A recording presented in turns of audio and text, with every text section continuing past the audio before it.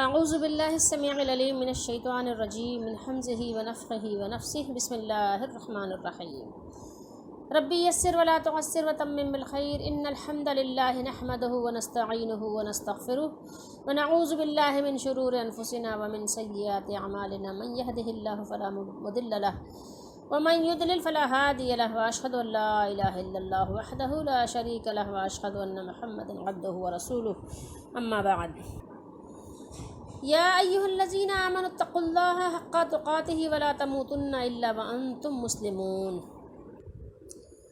لا اکراہ فی الدین قد تبین الرشد. یہ قاف دال ہے لیکن دال پہ جزم ہے اور تا پہ تشدید ہے. یہ ہم مخرج ہیں اس لیے لکھا جاتا ہے لیکن دال پڑھا نہیں جائے گا تو ہم قاف کو تا میں ملا دیں گے. قاف تا زبر قط. ٹھیک ہے.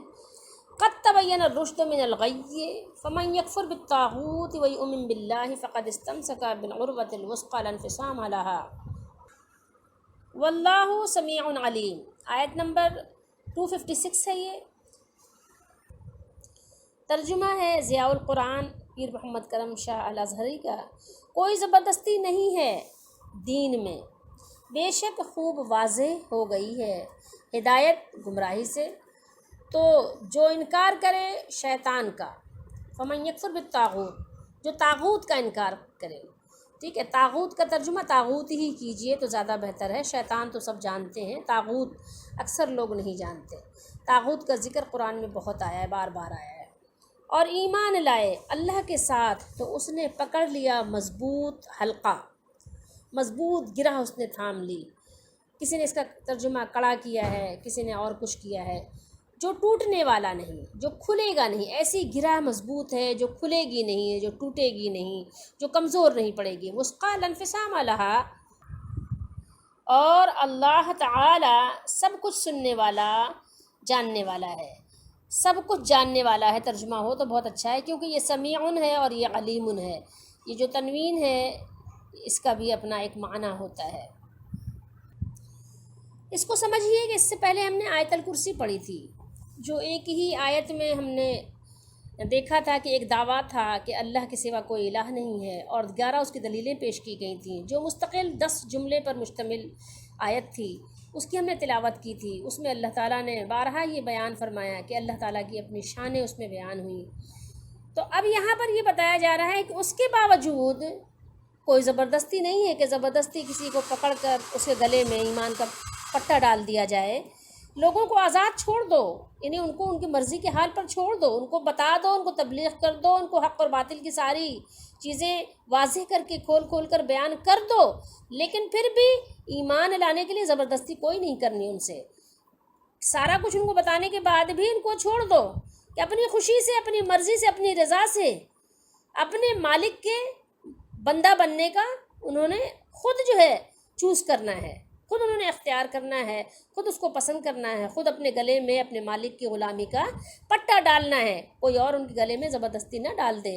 سونے جواہر کا، ہیرے کا جو لاکٹ ان کے گلے میں زبردستی چین کے ساتھ نہ ڈال دے، بلکہ وہ خود ڈالے اس پٹے کو اپنے گلے میں، اس چین کو اپنے گلے میں خود پہنے. کیونکہ کوئی زبردستی ڈالے گا تو اس کے نقصانات بھی ہیں نا. زبردستی تو انسان گلے ہی میں ڈال سکتا ہے نا، دل میں تھوڑی ڈال سکتا ہے. ٹھیک ہے. تو زبردستی اسلام نے پٹا کسی کو نہیں پہنایا. ٹھیک ہے. تو اب ہم آپ کو یہ ربط تو میں نے آپ کو یہ بتایا کہ ربط یہ ہے کہ سارا کچھ جاننے کے باوجود یہ آپ نے خود اختیار کرنا ہے. اپنی چوائس سے اللہ کا بندہ بننا ہے، اپنی چوائس سے اس کی غلامی کو اختیار کرنا ہے، اپنی چوائس سے نبی کریم صلی اللہ علیہ وسلم کی امتی میں اپنے آپ کو شامل کرنا ہے.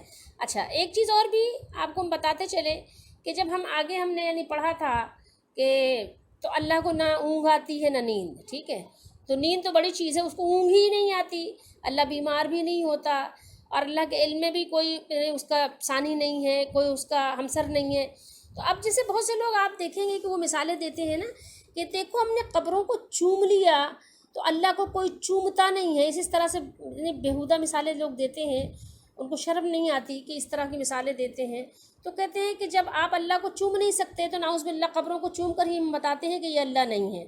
تو بھائی آپ اپنے طریقے سے کیوں بتا رہے ہو؟ جو نبی کریم صلی اللہ علیہ وسلم نے طریقہ بتایا اس طریقے سے کیوں نہیں مان رہے ہو؟ اچھا، دوسری بات آپ یہ دیکھو کہ اللہ تعالیٰ تو سوتا بھی نہیں ہے. تو اگر آپ یہ کہیں کہ کسی کو آپ اللہ تعالیٰ کے برابر سمجھ رہے ہو اور کہہ رہے ہو وہ سوتا بھی ہے، تو سوتا ہوا مان کر تو وہ تو ظاہر ہے خود ہی الہی جو صفات ہے اس کی نفی ہو گئی کہ اللہ تو سونے سے پاک ہے. اللہ تو کھاتا بھی نہیں ہے، وہ تو کھلاتا ہے سب کو، ساری کائنات. وہ کھاتا بھی نہیں، اونگتا بھی نہیں ہے، تھکتا بھی نہیں ہے، بھولتا بھی نہیں ہے، بیمار بھی نہیں ہوتا. تو یہ سارے صفات اللہ تعالیٰ کی ہیں. تو لیکن بندے میں تو آپ کسی میں بھی یہ صفت نہیں مانتے ہو.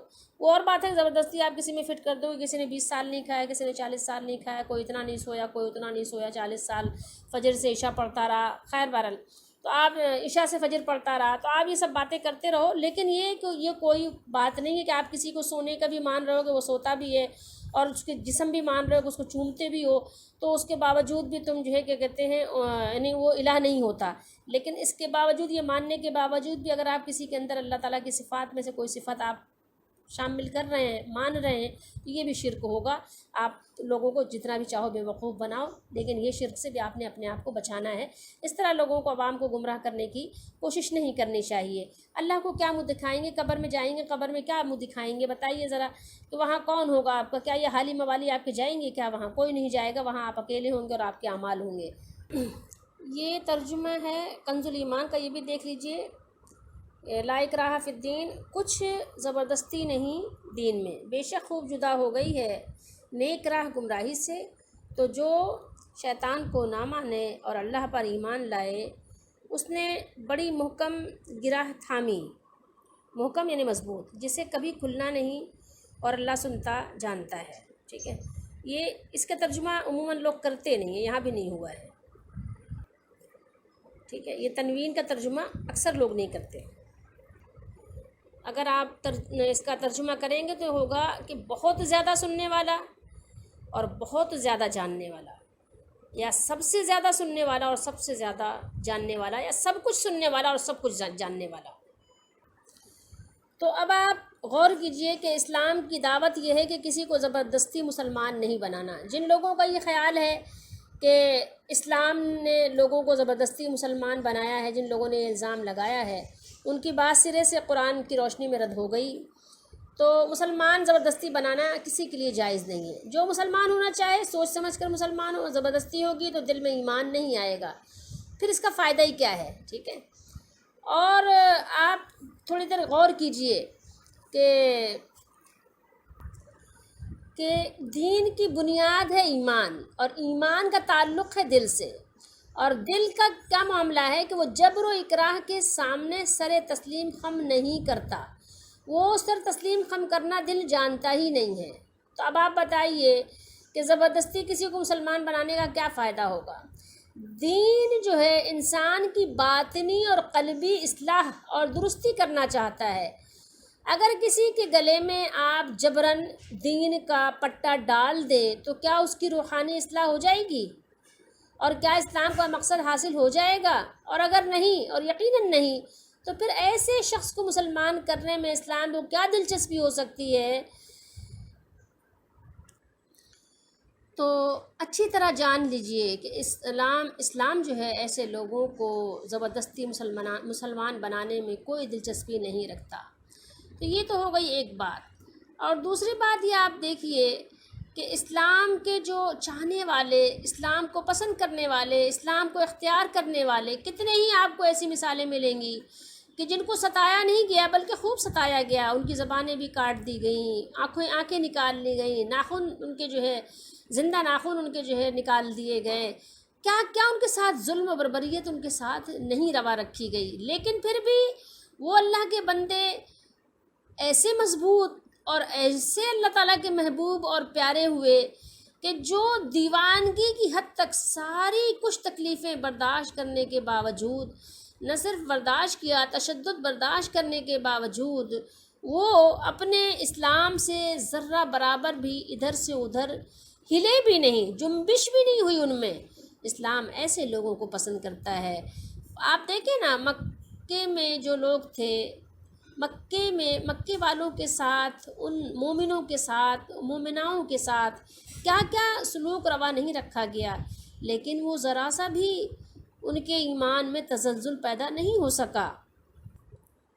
تو پھر دوسری طرف آپ ذرا نظر ڈالیے، غور کیجئے، تو اسلام کا ایک اور بھی فلسفہ ہے. وہ کیا ہے اسلام مسلمانوں کو کفر کا محکوم بننے کے بجائے جہاد کے ذریعے سے تمام کفار کو اسلام کا محکوم بنانے کا حکم دیتا ہے، جس میں کفار پر مسلمان ہونے کے لیے زبردستی نہیں کی جاتی، وہ امن و سلامتی کے ساتھ زندگی گزار سکتے ہیں، مگر غلبہ کس کا ہوگا؟ غلبہ اسلام کی علامت کے طور پر ان سے معمولی رقم بطور جزیہ لی جائے گی۔ اگر زبردستی مسلمان بنانا جائز ہوتا تو آج ہندوستان میں غیر مسلموں کا نام و نشان بھی نہیں ہوتا، ٹھیک ہے؟ تو یہ بات سمجھنی چاہیے۔ تو پھر اگر کوئی یہ کہے کہ بھائی یہ بھی تو مطلب یعنی اس کے نگاہوں کے لحاظ سے، اس کے اپنی سوچ کے محور کے لحاظ سے اگر یہ بات بھی اس کو چبھے اور بری لگے کہ نہیں بھائی یہ بھی نہیں ہونا چاہیے کہ زبردستی یعنی جہاد کا بھی معاملہ، تو پھر ظاہر ہے کہ آپ جاؤ جس نے قرآن نازل کیا ہے، قرآن نازل کرنے والے مالک سے جا کر اس سے جا کر اپنی بات طے کراؤ، اس سے جا کر بات کرو، اس سے صلح صفائی کرواؤ، اس سے فیصلہ کرواؤ۔ جس مالک نے آپ کو پیدا کیا اسی نے کتاب نازل کی، اسی کا حکم چلے گا، اسی کا سکہ چلے گا، آپ کی بات، آپ کا مشورہ آپ ہی تک محدود رہے گا، اس کو آپ کسی پر مسلط نہیں کر سکتے۔ یہ آپ قصوروار قرآن کے ماننے والوں کو نہیں کہہ سکتے، ٹھیک ہے؟ قرآن کے ماننے والے تو قرآن اپنے مالک کا حکم مانتے ہیں، لیکن آج بڑے افسوس کی بات ہے کہ مالک کا یہ حکم نہیں مان رہے۔ آج جب بھی جا کر وہ کیا ہے کہ ہر جگہ پٹ رہے ہیں، ہر جگہ مار پڑ رہی ہے، ہر جگہ ذلیل ہو رہے ہیں، کیونکہ یہ ان کے دل میں بھی وہ ایمان نہیں ہے جو مطلوب ہے اسلام کو۔ اب یہ چھوٹی چھوٹی باتوں پہ خوش ہو جاتے ہیں، کہتے ہیں وہ فلاں نے اذان دی، پورا مجمع رو پڑا۔ بھائی آپ کی اذان کا وہ تعلق نہیں ہے۔ آپ یہ بتاؤ کہ آپ طاغوت کا انکار کتنا کرتے ہو، آپ یہ بتاؤ کہ اسلام کا پرچار کتنا کرتے ہو، آپ جہاد کے لیے کتنا علم بلند کرتے ہو؟ نہیں کرتے، اسی لیے آج پٹائی ہو رہی ہے، ہر جگہ پٹ رہے ہو اور خواہ مخواہ کے الزامات آپ پر لگا دیے جاتے ہیں، آپ صفائی دیتے پھرتے ہو، آپ دفاع کر رہے ہو، صرف ڈیفینس کر رہے ہو بس۔ تو لوگوں کو آج یہ بس بتا دیا گیا کہ نہیں وہ جہاد تو ظلم ہے، جہاد تو یہ ہے، جہاد تو وہ ہے، اور سارے کفار جہاد کر رہے ہیں مسلمانوں کے خلاف، اور اگر نہیں کر رہا ہے تو آج مسلمان نہیں کر رہا۔ سارے کفار مسلمانوں پہ ظلم و بربریت کا انہوں نے بازار گرم کر رکھا ہے، اور نام نہاد مسلمانوں کو بے وقوف ایسا بنا دیا کہ بس کچھ کہنے کی بات ہی نہیں ہے۔ تو پھر آپ ذرا غور کیجئے ان آیات پر، اور اس کے بعد آگے چلتے ہیں کہ یہ جو طاغوت ہے، اب آپ دیکھیے جیسے ہم لا الہ الا اللہ پڑھتے ہیں نا، لا الہ الا اللہ، اسی طریقے سے یہاں پر یہ لا اکراہ فی الدین، اور یہ دیکھیں فمن یکفر بالطاغوت، ٹھیک ہے؟ اللہ نے دیکھیں اسلام کی اور کفر کی راہیں خوب الگ الگ کر دیں، واضح کر دیں۔ ایسا نہیں ہے کہ کوئی گڈ مڈ ہے، اب جو کہتے ہیں لوگ قرآن سمجھ میں نہیں آتا، بھائی ایسی کوئی بات نہیں ہے، قرآن کی آیات اللہ نے واضح بیان کی ہیں، واضح آیات ہیں، یہ آیات بینات ہیں، ان کو چھوڑ دیجیے جو متشابہات ہیں، ان کی تو بات ہی نہیں ہے، ان کو تو آپ چھوڑ دیجیے، ان کو تو آپ کے لیے کہا ہی نہیں گیا نا، آپ کو تو جو آیات بینات ہے اس پر ایمان لائیے، ٹھیک ہے؟ اس کو پڑھیے، اس کو سمجھیے، اس پر ایمان لائیے۔ تو اللہ تعالیٰ نے خوب واضح کر دی ہیں، کوئی ہندو پڑھے، کوئی عیسائی پڑھے، کوئی یہودی پڑھے، سب کو اللہ تعالیٰ ایمان کی دولت سے مالا مال کرے گا، پڑھے تو صحیح، سمجھے تو صحیح۔ اور اللہ نے فرمایا تو جو کیا کرے، یہ خوب گمراہی اور ہدایت خوب جدا ہو گئی ہے، خوب واضح اور صاف، بالکل واضح ہو گئی ہے، ٹھیک ہے؟ اس میں کوئی دھند نہیں ہے، کوئی دھندلا پن نہیں ہے۔ تو جو کیا کرے، شیطان کو نہ مانے، طاغوت کو نہ مانے، انکار کرے، جو کفر کرے، انکار کرے، یہاں کفر سے مراد جو انکار کرے کس کا؟ طاغوت کا۔ اب دیکھیں آج دنیا میں جتنے بھی مسلمان ہیں کوئی طاغوت کا انکار نہیں کر رہا ہے۔ سب سے بڑی جو مصیبت آج ہے وہ یہ ہے کہ لوگ کلمہ پڑھ لیتے، طاغوت کا انکار نہیں کرتے۔ جب تک کہ آپ طاغوت کا انکار نہیں کرتے آپ مومن نہیں بنتے۔ مومن بننے کے لیے سب سے پہلے طاغوت کا انکار کریں، پھر ایمان لائیں۔ وَمَن يَكْفُرْ بِالطَّاغُوتِ وَيُؤْمِن بِاللَّهِ، پہلے طاغوت کا انکار کرو پھر ایمان لاؤ، وَيُؤْمِن بِاللَّهِ، اور اللہ پر ایمان لائے۔ یہ آپ کو آیات کئی جگہ ملیں گی۔ وَمَن يَكْفُرْ بِالطَّاغُوتِ وَيُؤْمِن بِاللَّهِ فَقَدِ اسْتَمْسَكَ، اس نے پکڑی ہے محکم گرا، محکم گرا اس کے ہاتھ میں آئی ہے کہ پہلے طاغوت کا انکار کرنا ہے، لیکن آج طاغوت کو کوئی انکار نہیں کر رہا۔ ہم طاغوت کی کچھ آپ کو معنی بتاتے ہیں، پھر آگے چلتے ہیں۔ بالطاغوتی، یہ طاغوتی اس لیے کہ یہاں با آیا ہے نا، اس لیے تی آیا ہے، ٹھیک ہے؟ تو یہ ہے طغا یطغا طغیانن سے، یہ صیغہ مبالغہ فعالوتن کے وزن پر ہے، ٹھیک ہے؟ جیسے آپ پڑھتے ہیں نا जबरूत, मलकूत, ठीक है, जबरूत मलकूत है, ठीक है। तो ये है फ़आलूतुन के वज़न पर। अच्छा, इसमें कुछ तालीलात हुई हैं, इसको छोड़ दीजिए, तालीलात को छोड़ दीजिए। अच्छा, ये है बमाना, यानी मस्दर बमाना इसमें फ़ाइल है, जिसका माना है किसी चीज़ का अपनी हद से आगे बढ़ जाना। तागूत में वाव और ता मुबालगे के लिए है, यानी जो अपनी हद से बहुत ज़्यादा आगे बढ़ जाए। अब आप जाने ये बात कि तमाम बातिल माबूद तागूत हैं, जितने भी बातिल माबूद हैं वो सब कौन है? तागूत हैं, क्योंकि उन्हें हद से बढ़ाकर अल्लाह ताला के बराबर कर दिया गया है। शैतान को भी इसीलिए तागूत कहते हैं, ठीक है, शैतान को भी तागूत कहते हैं। जो शख्स लोगों से अल्लाह ताला के मुकाबले में अपनी बंदगी और इताअत करवाता है वो भी तागूत है। तो शैतान तो तागूत हैं, लेकिन इंसानों में भी बहुत से तागूत हैं। अच्छा, ये जो इंसानों में तागूत हैं, हम बाकी बातें इस पर हम बाद में थोड़ी सी करेंगे, लेकिन अभी हम थोड़ा सा आपको यहाँ दिखा दें, ज़ियाउल कुरान से थोड़ा सा कुछ दिखाना चाहते हैं आपको। यहाँ देखिए, तागूत काहिनों को भी कहा जाता है, जो गैब दानी के झूठे दावे करके लोगों को अपने दामे फरेब में फंसाया करते हैं। इसका इतलाक़ शैतान पर भी होता है, और वो शख्स भी तागूत है जो किसी गुमराह मज़हब, गलत नज़रिया और मुज़िर अमल का बानी और करता धरता हो। देखिए, ये बात ये भी मान रहे हैं, ठीक है, ये बरेलवी हैं लेकिन मान रहे हैं।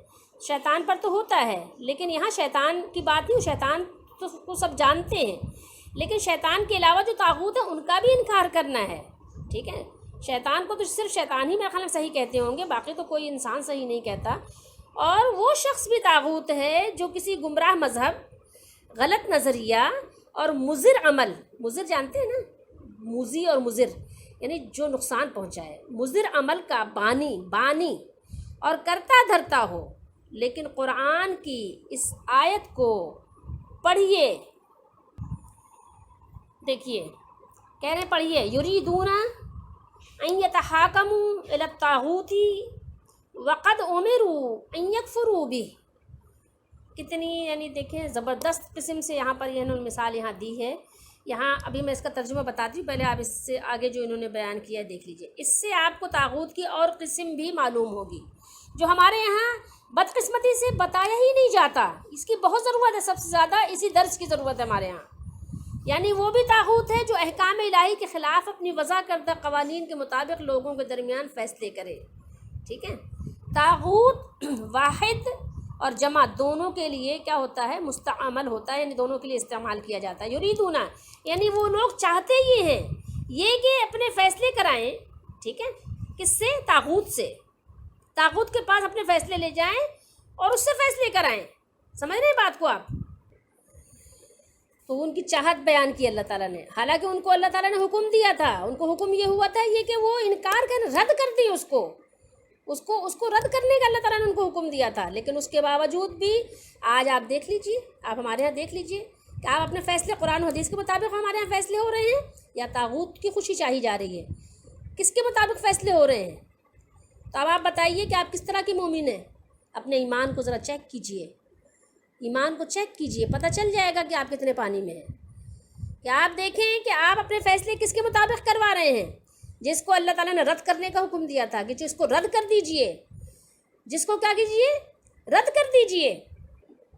और आप हैं कि उसी से फ़ैसले हो रहे हैं। वही लोग हमारे कौन बने बैठे हैं? वही हमारे जो है काजी और क़ज़्ज़ा बने बैठे हैं। ठीक, देखिए ज़रा गौर कीजिए, इन आयात पे गौर कीजिए। तो अगर आप इन आयात को तस्लीम नहीं करते तो मालिकुल मुल्क से आप उसी से आप समझ ले मुकाबला कर रहे हैं ना। मैं और आप कौन है? मैं और आप तो कुरान की आयत पढ़ के सुना रहे हैं, और क्या कर रहे हैं? मेरा और आपका क्या, इससे ज़्यादा और क्या हो सकता है काम? इससे ज़्यादा तो हमारा कुछ है ही नहीं, ठीक है। अब ये कि हाँ आप कुरान को लोग बंद कर रहे हैं और कुछ लोग चाह रहे हैं कि खोल दें कुरान को, कुरान की आयत को खोल के बता दें। तो अब आप बताइए कि हमारे फ़ैसले किसके मुताबिक हो रहे हैं? अब आप बताइए कि उसका ईमान कितना ही वो कैसी ही खूबसूरत अजान दे के पूरी मजलिस रोने लग जाए, लेकिन जब तक तागूत का इनकार नहीं करता क्या वो मोमिन है? अपने फ़ैसले वो जाकर किसी और से करवाता है कुरान हदीस की मौजूदगी में। कुरान हदीस हमारे दरमियान मौजूद है और फ़ैसले हम कहीं और जाके चाह रहे हैं, تو اب آپ بتائیے کہ اس کا ایمان کتنا ہے. کتنی اچھی نمازیں پڑھو، کتنی اچھی اذانیں دو، کتنا کچھ بھی کرو، کتنا صدقہ بانٹو، کتنی رضائیاں بانٹو، ایمان کدھر ہے؟ اب آئیے تھوڑی سی بات اس پر بھی کر لیتے ہیں. اور وہ شخص بھی طاغوت ہے جو کسی گمراہ مذہب، غلط نظریہ اور مضر عمل کا بانی اور کرتا درتا ہو. ٹھیک ہے، آج آئیے آپ دیکھ لیتے ہیں ہمارے زمانے میں بے شمار ایسے موجود ہیں. آپ نے دیکھیں کسی کا نام رکھا اعلیٰ حضرت. ٹھیک ہے، آپ بتائیے کسی صحابی کا نام آپ نے اعلیٰ حضرت رکھا ہے؟ تو آپ نے رکھا یا اس نے خود رکھوایا؟ صحیح ہے، یہ ہرگز صحیح نہیں ہے. کسی کا نام رکھا صدر الشریعہ، کسی کا نام رکھا بدر الطریقہ، کسی کا نام رکھا تاج الشریعہ. یہ سارے نام اگر کسی کے ہو سکتے ہیں تو وہ صرف اور صرف نبی کی شان ہے. کوئی دوسرا اس کے لیے رکھ دے وہ بھی جائز نہیں. جو اپنے لیے وہ خود رکھوا رہا ہے، اپنے لیے پسند کر رہا ہے، وہ بھی جائز نہیں.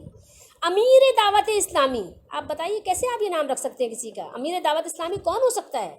دعوت اسلام کی دعوت کون لے کر آیا ہے نبی کے سوا؟ نبی کے سوا کون لے کر آیا؟ کسی صحابی کا کیا یہ لقب ہے؟ کسی صحابی کو یہ خطاب ملا ہے؟ نہیں ملا. تو پھر بعد والوں نے کیوں یہ کروایا، کیوں رکھا؟ غور کیجئے، غور کیجئے. آپ کو غور کرنا پڑے گا. ٹھیک ہے، کہ آپ کہاں کھڑے ہو. آپ نے کیوں اپنے آپ کو تاج الشریعہ کہلایا؟ تاج الشریعہ کا معنی جانتے ہیں؟ جس کے سر پر شریعت کا تاج ہو، جس نے شریعت کا تاج رکھا ہو اپنے اوپر. کس کے اوپر شریعت کا تاج ہے نبی کے علاوہ علیہ الصلاۃ والسلام؟ کسی کے پاس نہیں ہے. ذرا غور کیجئے جو آپ نے اپنے بزرگوں کو یہ خطابات دیے ہیں، قدس سرہ مد ظلہ العلی، ذرا غور کیجئے ان پر. صحابہ رضی اللہ تعالیٰ عنہ کو تو آپ نہیں کہتے. یہ جتنے بھی آپ خطابات دیتے ہو، یہ صرف اور صرف نبی کی شان ہے. کبھی اس پر غور کیوں نہیں کرتے؟ سب نے اپنے اپنے گلوں میں شخصیت پرستی کا پھندا ڈالا ہوا ہے، اس سے باہر نکلو. ٹھیک ہے، قبر پرستی کا پھندا ڈالا ہوا ہے، اس سے باہر نکلو. یہ سب بھی طاغوت میں آتے ہیں. ٹھیک ہے، چاہے وہ خود سے اپنے آپ کو پسند کریں کہ مجھے یہ کہو کہلائیں، یا یہ کہ کوئی کہے تو وہ منع نہ کریں کہ بھائی مجھے ایسا کیوں کہہ رہے ہو، کیوں کہہ رہے ہو مجھے، زبردستی روکے ڈانٹے اگر وہ زندہ ہیں تو. ٹھیک ہے، کیوں نہیں روکتے؟ اگر وہ نہیں روکتے اس کا مطلب ان کے دل کے اندر کہیں روگ ہے، کہیں مرض ہے، جس کی وجہ سے وہ اندر اندر خوش ہو رہے ہیں کہ بھائی میں نے تھوڑی کہلایا، تو خود کہتے ہیں. یہ تو ان کی عقیدت ہے، ان کی محبت ہے. تو آج ہمارے یہاں جو سب سے زیادہ ضرورت ہے جس بات کی، وہ یہی ہے کہ لوگ طاغوت کا رد کریں. طاغوت کا رد کرنا سب سے زیادہ ضروری ہے، جو آج ہمارے یہاں یہ کام نہیں ہو رہا ہے. اور اس پر بھی غور کیجئے کہ طاغوت کاہنوں کو بھی کہا جاتا ہے، جو غیب دانی کے جھوٹے دعوے کر کے لوگوں کو اپنے دامے فریب میں پھنسایا کرتے ہیں. تو جو یہ کاہن ہیں، کاہن اگر غیب کی باتیں بتائیں تو وہ طاغوت کہلائیں، اور جو پیر فقیر غیب کی باتیں بتائیں تو وہ کیا کہلائیں گے؟ ان کو آپ کیا کہیں گے ذرا بتائیے؟ ان کو بھی تو کچھ کہیں گے نا. یہ آپ کے پیر فقیر جو غیب دانی کا دعویٰ کرتے ہیں، کیا ان کے پاس غیب ہے؟ بتائیے. کیا وہ نبی ہیں؟ ان کے پاس فرشتے آتے ہیں، ان کو اللہ کی خبریں دیتے ہیں؟ کیسے بتاتے ہیں وہ بھی طاغوت ہیں. ان کو بھی شامل کرنا پڑے گا آپ کو طاغوت میں. وہ بھی طاغوت ہیں. یہ سارے طاغوت کو جب تک نہیں نکالیں گے ایمان نہیں آئے گا. عروۃ الوثقی، توحید ہی مضبوط سہارا ہے. عروۃ الوثقی، توحید کیا ہے؟ وہ ایک بہت مضبوط، بہت زبردست سہارا ہے جو توحید ہے. اگر تو آپ کی توحید خالص نہیں ہے تو پھر آپ کا سب بیکار ہو جائے گا. انبیاء علیہ الصلاۃ والسلام کی دعوت، سب کی دعوت یہی ایک بات تھی، لا الہ الا اللہ. اچھا، بہت سے لوگ ہیں بیچارے نادانی میں نبیوں کو اللہ کے برابر ٹھہرانے لگ جاتے ہیں، حالانکہ انبیاء نے اس سے برات حاصل کی ہے، بیزاری کا اظہار کیا ہے. لیکن لوگ ہیں نادان ہیں، کرتے رہتے ہیں. اللہ تعالیٰ سمجھ دے، ہمیں بھی سمجھ دے، ہمیں بھی ہدایت دے، سیدھے راستے پہ چلائے، سیدھے راستے پر موت دے. تو جو شخص بتوں سے اعتقاد نہ رکھے، طاغوت کا انکار کرے اور اللہ پر ایمان لائے، اور بتوں کے علاوہ جتنے بھی ہیں میں نے بتا دیا ابھی آپ کو، میں نے فیصلہ بھی کسی اور سے نہیں چاہنا. مطلب بہت کچھ ہے اس میں، بہت کچھ، یعنی مہینوں لگ جائیں اگر اس پر قرآن سے درس دیا جائے تو. ٹھیک ہے، تو کیا ہے کہ اللہ پر ایمان لائے تو اس نے ایک مضبوط سہارا تھام لیا، مضبوط کڑا پہن لیا. ٹھیک ہے، جو ٹوٹنے والا نہیں ہے، جو کبھی کھلے گا نہیں، کبھی ڈھیلا نہیں پڑے گا، کبھی کمزور نہیں پڑے گا. اور اللہ خوب سننے والا، خوب جاننے والا ہے. جو شخص اللہ تعالیٰ کے تمام شریکوں، بتوں اور ان تمام معبودان باطلہ کو ترک کر دے جن کی عبادت کی شیطان دعوت دیتا ہے اور شیطان کے پیروکار دعوت دیتے ہیں، اور اللہ کی توحید کو اختیار کرے، صرف اور صرف اسی کی، اللہ کی عبادت کرے اور صدق دل سے اس بات کی گواہی دے کہ اس کے سوا کوئی الہ نہیں، فقد استمسک بالعروۃ الوثقی، تو یقیناً اس نے ایک مضبوط سہارا تھام لیا، مضبوط کڑا پہن لیا، مضبوط پایا پکڑ لیا، یعنی وہ اپنے معاملے میں ثابت قدم ہے اور وہ صراط مستقیم پر گامزن ہے۔ اب جسے مالک الملک، مولا تعالی جس کو مضبوط کہے، وہ کیسے کمزور ہو سکتا ہے؟ اس سے بڑھ کر مضبوطی اور کیا ہو سکتی ہے؟ ٹھیک ہے، ایک مضبوط کڑا جو تھام لے، ٹھیک ہے، جس نے دین اسلام کو مضبوط اور مستحکم سہارے سے پکڑ لیا ہے، اسے ایک ایسے مضبوط کڑے سے اللہ تعالیٰ نے تشبیہ دی ہے جو ٹوٹنے والا نہیں ہے، جو ٹوٹے گا ہی نہیں، کیونکہ یہ سہارا فی نفس ہی بہت مضبوط اور مستحکم اور قوی ہے، اور اس کا ربط بھی بہت قوی اور شدید ہے، اسی لیے فرمایا فقد استمسک بالعروۃ الوثقی لا انفصام لہا۔ تو حضرت امام مجاہد فرماتے ہیں کہ عروہ اور وثقی یعنی مضبوط کڑے سے مراد ایمان ہے، ٹھیک ہے، ایمان اور اسلام ہے۔ یاد رہے کہ پہلے آپ نے کرنا ہے انکار طاغوت کا، یہ آپ کو یاد رہے، پھر اس کے بعد اللہ کا سہارا پکڑنا ہے۔ پہلے کہنا ہے لا الہ، پھر کہنا ہے الا اللہ۔ بخاری شریف میں کتاب التعبیر، کتاب الرؤیا، کتاب التعبیر میں ایک حدیث شریف ہے، اور میں آپ کو بخاری شریف اور مسند احمد کے حوالے سے حدیث شریف ایک سنا کر اپنی بات ختم کرتے ہیں۔ فرمایا کہ حضرت قیس بن عباد رضی اللہ تعالیٰ عنہ سے روایت ہے کہ کہہ رہے ہیں میں مسجد میں تھا، وہ فرماتے ہیں کہ میں مسجد میں تھا تو ایک شخص وہاں آیا جس کے چہرے سے یعنی خشوع کے اثرات نمایاں تھے۔ مسجد میں داخل ہونے کے بعد اس نے وہاں 2 ہلکی پھلکی رکعتیں ادا کی، یعنی بہت طویل نہیں، ہلکی رکعتیں ادا کی۔ حاضرین نے کہا کہ یہ شخص تو جنتی ہے، ٹھیک ہے، یہ شخص کون ہے؟ جنتی ہے۔ جب وہ صاحب دیکھیں، یاد رہے کہ صحابہ کرام رضی اللہ تعالیٰ عنہم کسی کو اپنی طرف جنتی دوزخی نہیں کہتے تھے، تو اب اس کے پیچھے کوئی راز ہوگا۔ تو لوگوں نے جب یہ بات کہی تو قیس بن عباد کے لیے تعجب ہوا، لوگوں نے کہا کہ یہ شخص تو جنتی ہے۔ جب وہ صاحب مسجد سے باہر نکلے تو پھر کیا ہوا، ان کو تجسس ہوا، یہ ان کے پیچھے پیچھے چل لیے، کہہ رہے میں ان کے پیچھے پیچھے ہو لیا، حتیٰ کہ وہ اپنے گھر میں داخل ہونے لگے تو میں بھی انہیں کے ساتھ ان کے گھر کے اندر چلے گئے یہ بھی، اور میں نے ان سے باتیں شروع کر دیں۔ لہٰذا جب وہ قدرے مانوس ہو گئے، یعنی جب ان کو تھوڑا سا یعنی ہوا کہ ہاں یہ ہمارے ساتھی ہمارے ساتھ آئے ہیں، ان سے تھوڑا سا مانوس ہو گئے، تو میں نے ان سے کہا کہ آپ جب تھوڑی دیر پہلے مسجد میں تشریف لائے تھے تو لوگوں نے یہ باتیں کی تھیں، یعنی کہا تھا کہ یہ جنتی شخص ہے، تو پھر انہوں نے کہا کہ سبحان اللہ، کسی کو کوئی ایسی بات نہیں کہنی چاہیے، یعنی کسی نے ایسے کیوں کہہ دیا جنتی، جسے وہ جانتا نہ ہو، جس کو پتہ ہی نہ ہو۔ ظاہر ہے اب مجھے اور آپ کو کیا پتہ کہ کون نیک ہے کون بد ہے، کون جنتی ہے کون دوزخی ہے، ہمیں تو کسی کو نہیں پتہ۔ اگر کوئی کہہ رہا ہے تو اس کا مطلب ہے کہ اس کے پاس کوئی غیب کا علم ہے جو اس نے اللہ تعالیٰ سے سیکھ لیا ہے، اللہ تعالیٰ نے اس کو بتا دیا ہے، نعوذ باللہ۔ تو انہوں نے کہا کسی کو ایسی کوئی بات کہنی نہیں چاہیے جو جانتا نہ ہو۔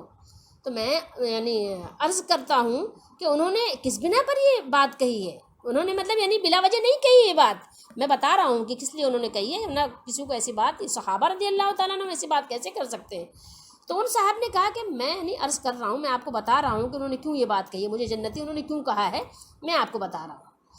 بلا شبہ کہنے لگے کہ میں نے رسول اللہ صلی اللہ علیہ وسلم زمانے میں خواب دیکھا اور اسے آپ کی خدمت میں بیان کیا۔ میں نے خواب یہ دیکھا، امام بخاری نے بھی نقل کیا ہے، ٹھیک ہے، کہ گویا میں ایک سرسبز و شاداب باغ میں ہوں، ٹھیک ہے نا۔ ابن عون بیان کرتے ہیں کہ انہوں نے اس باغ کی سرسبزی و شادابی اور اس کی وسعت کا بھی ذکر کیا تھا۔ اس کے درمیان لوہے کا ایک ایسا ستون تھا جس کی بنیادیں زمین میں مگر چوٹی آسمان میں تھی، اور اس کی چوٹی پر ایک حلقہ تھا۔ حلقہ جانتے ہیں نا، یہ گول گول جو دائرہ ہوتا ہے جس کو سرکل کہتے ہیں، حلقہ تھا۔ تو مجھ سے کہا گیا کہ اس ستون پر چڑھو، میں نے کہا میں اس پر نہیں چڑھ سکتا، ٹھیک ہے۔ تو میرے پاس ایک خدمت گزار لڑکا آیا اور اس نے پیچھے سے میرے کپڑے کیا کیا، سمیٹ لیے، اٹھا لیے اور کہا کہ اب چڑھو، تو میں چڑھ گیا، یہاں تک کہ میں نے اس کی چوٹی پر موجود حلقے کو پکڑ لیا، تو وہ کہنے لگا کہ اسے مضبوطی سے تھامے رکھو۔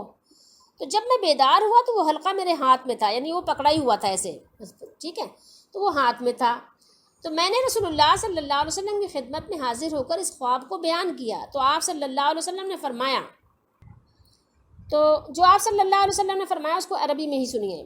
فرمایا امر روضۃ فروضۃ الاسلام فروضۃ الاسلامی و اما العمود فعمود الاسلامی و اما العروۃ فہی العروۃ الوثقی انت علی الاسلام حتی تموت۔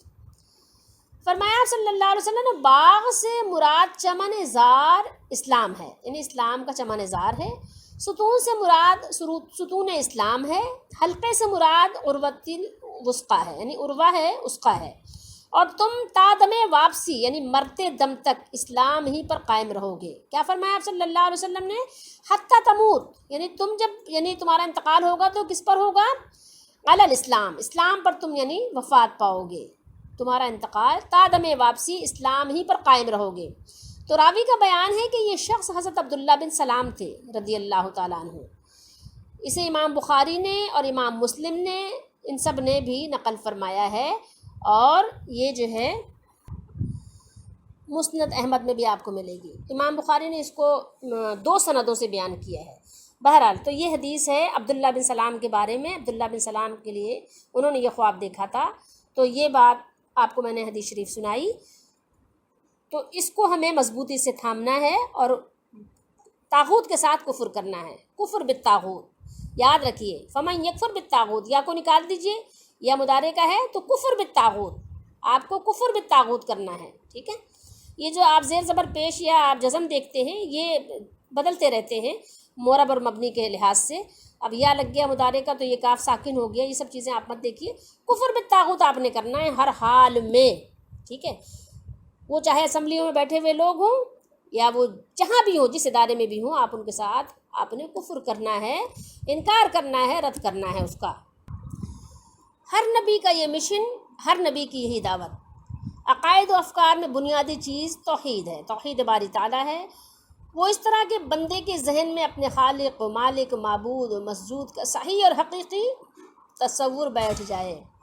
خالق کی عظمت و بزرگی اور مخلوق کی بے بسی کی حقیقت جب انسان پر عیاں ہو جائے تو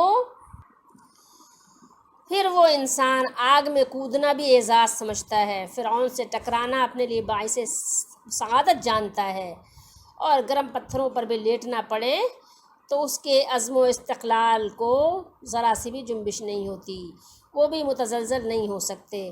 تو اللہ تعالی ہم سب کو توحید پر قیام اور دوام عطا فرمائے، اور اللہ تعالی محمد الرسول اللہ صلی اللہ تعالیٰ علیہ وآلہ وسلم کی رسالت پر یقین کرتے ہوئے آپ کی ہر بات کو من و عن ماننے کی، اس پر عمل کرنے کی، اس پر قائم رہنے کی توفیق دے، آمین۔